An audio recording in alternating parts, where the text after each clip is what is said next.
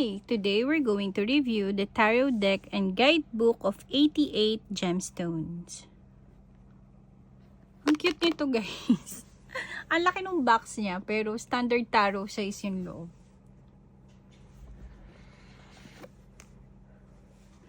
Look, may pa-thank you siya. Diba? Ang laki nung kanyang guidebook. Check muna natin yung guidebook. Oh, may keywords. May upright siya for general reading, interpretation, love and relationship. Meron din siyang for money. Meron din siyang reverse meaning. Ang ganda ng guidebook niya. Sobrang kompleto. Sobrang kompleto. Ang galing. Although walang pictures, but the informations, siksik siya. Siksik siya sa informations. Ayan.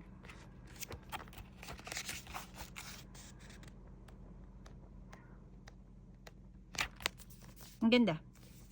Ayan nun, sinasabi ko sa inyo. Standard size lang siya. Tignan mo. Standard size lang siya. Ang laki ng box. Kasi malaki tong, ano eh, this one, the guidebook. But the card, it's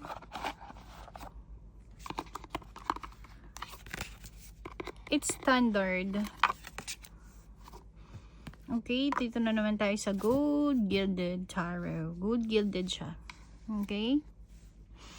Okay, ayan. Gold Gilded. Back of the card. Ang ganda. Pwede ba siyang reverse? Yes, hindi halata akong reverse siya. Okay? And, medyo emboss. Naka-emboss yung ano niya. Yung gold sa likod. Ayan. So, makakapa mo na medyo naka-emboss siya. Okay?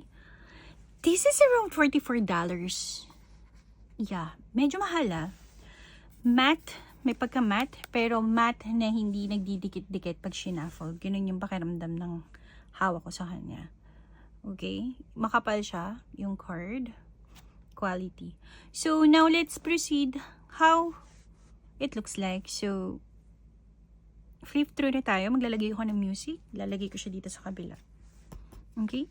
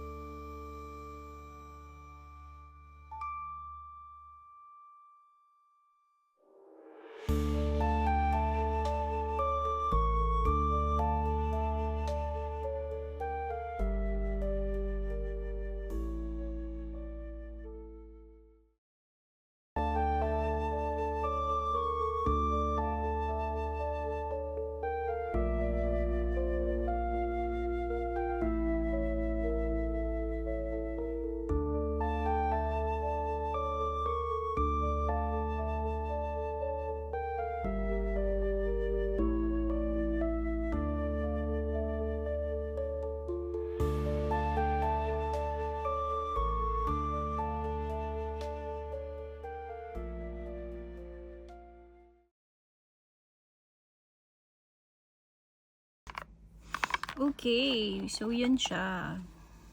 No?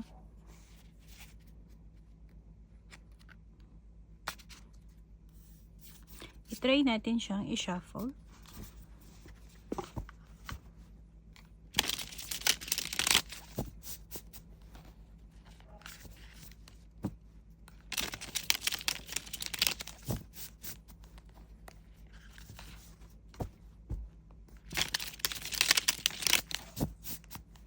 Sarap naman siyang i-shuffle. This way.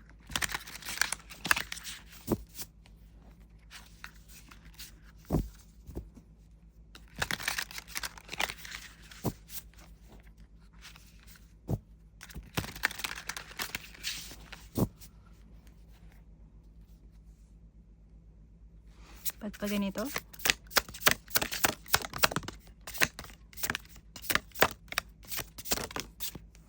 Let's see.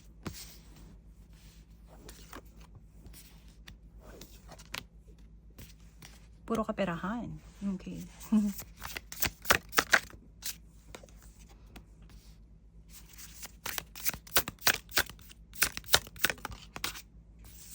Alright. So, ayun. Ano din yun, no? Mahilig kasi ako sa gold and ano talaga gold and black.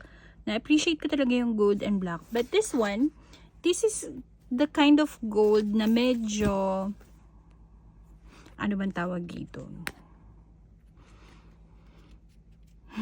Light? Ganun? Gold na medyo light? Tama ba? Parang ito kasi, diba? Parang hindi sila ito kasi shiny yung pagka-gold. This one is parang matte yung pagka-gold niya eh. So, I have another here. Mahilig talaga kasi ako sa gold and black. I have another here. Ayan, oh. Parang, oo. Iba yung pagka-gold lang niya.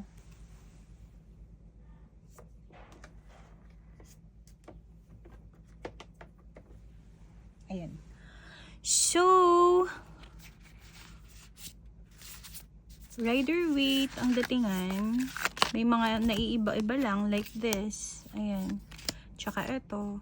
Pero yung halos yung iba, the lovers, ang cute, diba? Okay naman. So, for me, this is 8 out of 10, ano. For the price, it's $44, guys. Medyo expensive siya. Dahil siguro sa laki ng box. Yeah. So, ayun. Expensive. Compare sa ibang gold and black. No? Okay, so if you have any tarot, Lenormand, or oracle in mind that you want me to review, just let me know. Baka available na siya. Unahin natin. If not, I'll do my best to find that tarot or kung ano man yung gusto nyo ipa-review. Request nyo lang, i-comment nyo lang. Okay? See you in my next video. Oh, by the way, naka-post na to sa Shopee ko. You can buy this. So, we're just adding the shipping fee and the, of course, the Shopee fee. And then, yeah, kung magkano yung pagkakabili, yun din. Plus the shipping fee and the shipping fee, the Shopee fee. Okay, so if you have, that's it. See you on my next video. Bye!